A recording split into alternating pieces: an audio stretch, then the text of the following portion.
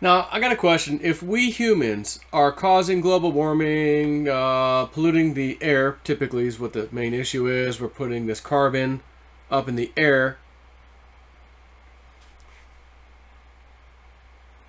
How is it that the ocean's warming up, specifically in Antarctica, underneath the ice?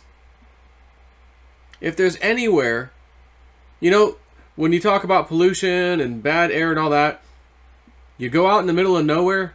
Well, I've been in Tennessee, I've been in New Mexico, been in a few places where in the middle of nowhere, and it's like,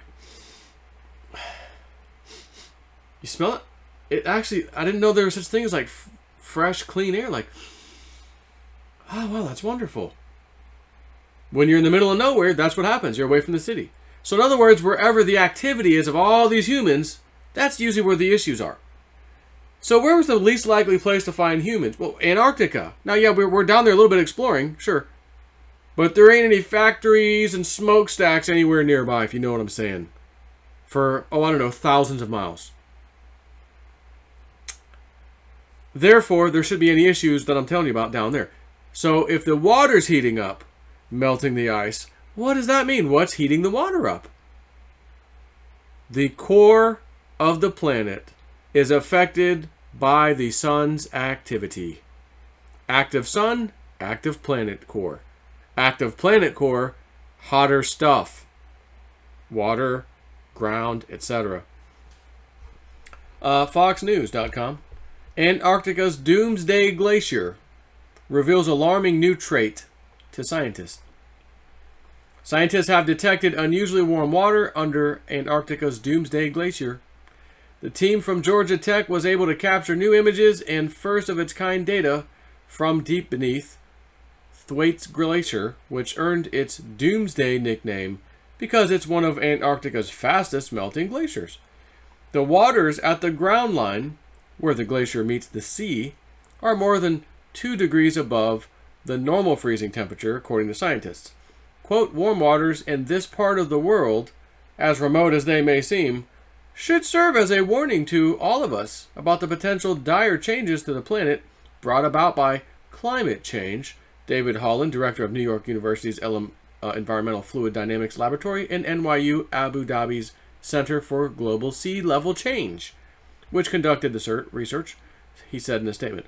If these waters are causing glacier melt in Antarctica, resulting changes in sea level will be felt in more inhabited parts of the world. Now, seems to me there's some old Webbot data that talked about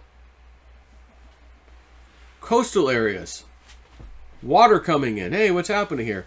And not receding. Oh, that was strange. They were supposed to came in and they're supposed to go out, never came out, never went back out. We're not quite there, but I've seen a few little itsy-bitsy cases where some interesting things have happened. Oh, what's this? Oh, so there's a, little bonus news thing. Coronavirus forces Apple, Google, and other companies to take action. Really? Like what? Precautionary measure. I just have to see what this is all of a sudden. Silicon Valley is bracing for the coronavirus. Where do I pause this? Here we go. Said its production will be affected. Google, which has 10 offices spread between mainland China, would be closed. Okay, so that's what they're talking about. I was just curious what that was. If the Thwaites Glacier were to melt, the global impact would be significant.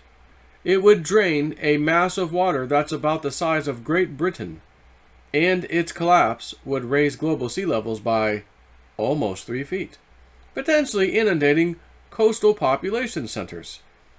That fact, or the fact that such warm water was just now recorded by our team along a section of Thwaites grounding zone where we have known the glacier is melting, suggests that it may be undergoing an unstoppable retreat and has huge implications for global sea level rise, explains Holland, a professor at NYU's Courant Institute of Mathematical Sciences.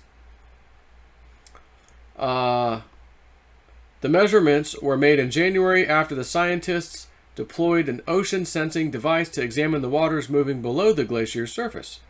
From our observations into the ocean cavity at the grounding zone, we observed not only the presence of warm water, but also its turbulence level and thus its efficiency to melt the ice shelf base.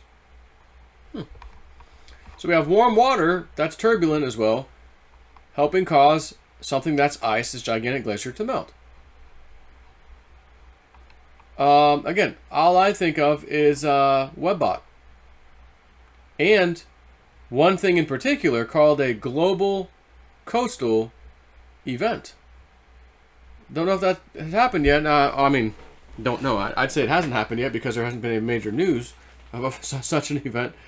But I'm going to say it's probably in the works because that's one of those pieces of data in the WebBot that wasn't just in there once or even twice.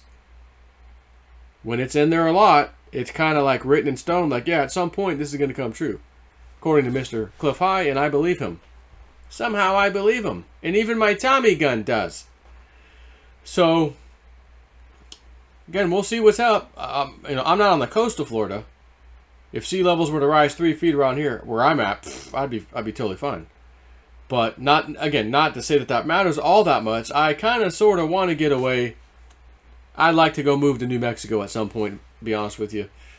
But for now, it may end up being where hopefully, you know, crypto's everything do well. I can get a second house out there. I can spend more time out there. I can explore more out there. And family can come with. Obviously, we can live out there part of the, you know, months, maybe the cold months. We come back to Florida. Or honestly, even some of the hotter months, because I don't want to be exploring in 100-degree heat, desert climate, up in the mountain or not. That's when them rattlesnakes are out there. I've not found one yet because we go when it's pretty cold out there. And that, is the way I like it.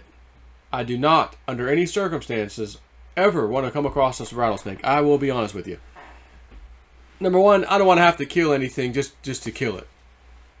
But everybody out there, the rule of thumb, you find a rattlesnake anywhere, you kill it. Because that's one less rattlesnake that could kill somebody. And there's some monsters out there. And again, they're camouflaged. Someone's on a trail or a roadway, boom. And I say roadway, more like a mountain road of, you know, dirt and rock. But whatever, it is what it is. What are you gonna do? And if I do kill one, God forbid, letting the thing just rot away there, I'm gonna go ahead and take that rattle off too. I'm gonna go ahead and keep that rattle. All right. But hopefully I don't ever find one. I don't want to, you know, I'd rather not kill anything if I could help it. So anyways, I would like to have a second place out there. It's away from everything. Even, you know, there's the old Hopi prophecy about the four corners regions of America that would be safe when this, you know, bad, whatever you want to call it, Earth changes time frame. Wonder. Just think maybe I ought to do a secondary video on this. A little secondary video, like the old Hopi prophecy. I studied some of that stuff back in the day, and you could find it online. But anyways, I think it is New Mexico, Arizona, Colorado, and I think Utah. Four Corners region. Four Corners region, USA. Yeah, Utah, Colorado, Arizona. Yeah, it is right there. Now where I'm playing around exploring is down in honestly kind of southern New Mexico. Not even kind of, it is. And I think it's kind of central southern if I recall. But depending on what map you look at, we're kind of on the bottom edge of what would be considered the Four Corners region, you know, the supposed safe zone. And anyways, you know, hopefully things work out. We want to go out there. Ultimately, if this whole spiritual retreat adventure thing we're trying to do, like this vacation thing for people to go out there, it's gonna be fun. It's gonna be amazing. But if it really turns into something very well, my mom seems to think I'm gonna start something new this year, invest in something or start something. It's gonna be wildly successful. And I'm thinking, well, this might be it. But I'd like to have like a little ranch, even if me, Dave, JC, we all pitched in, whatever. Like at some point, like if this stuff really works down there.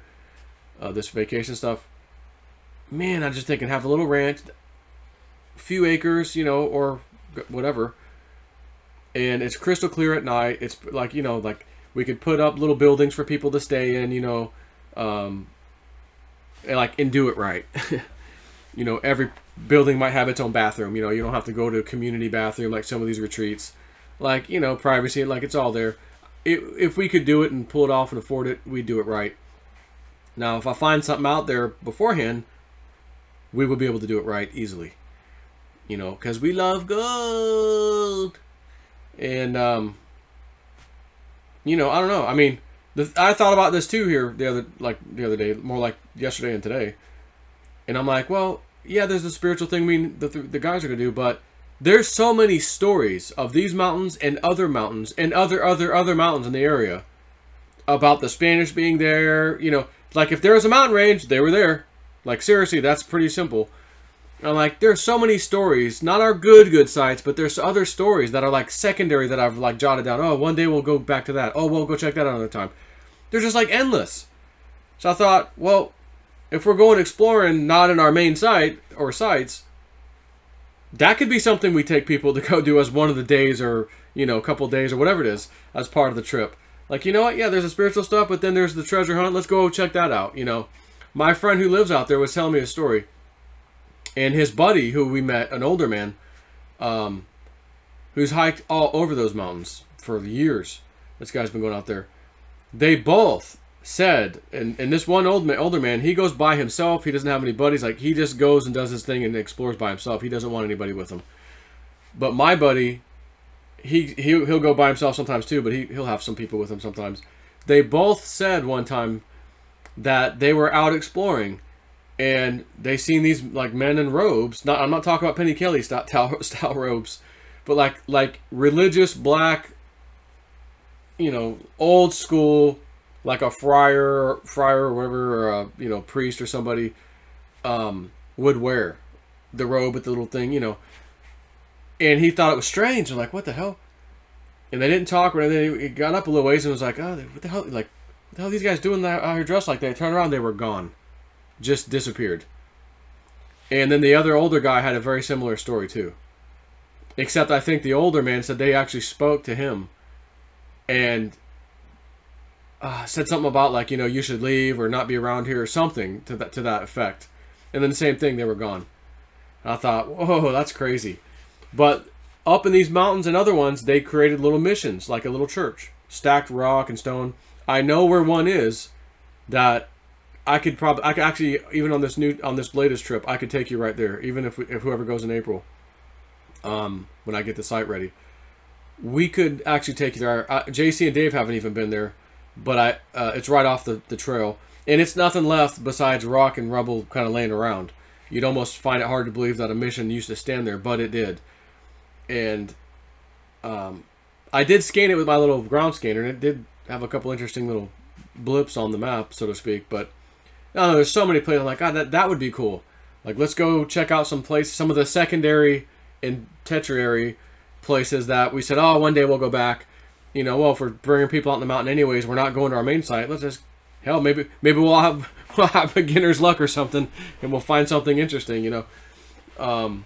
So I thought about that too. Like, you know, there's a lot of potential out there. So anyways, I think I want to find this thing about the Hopi prophecy, the Four Corners region. I think I'm going to do a video on that next.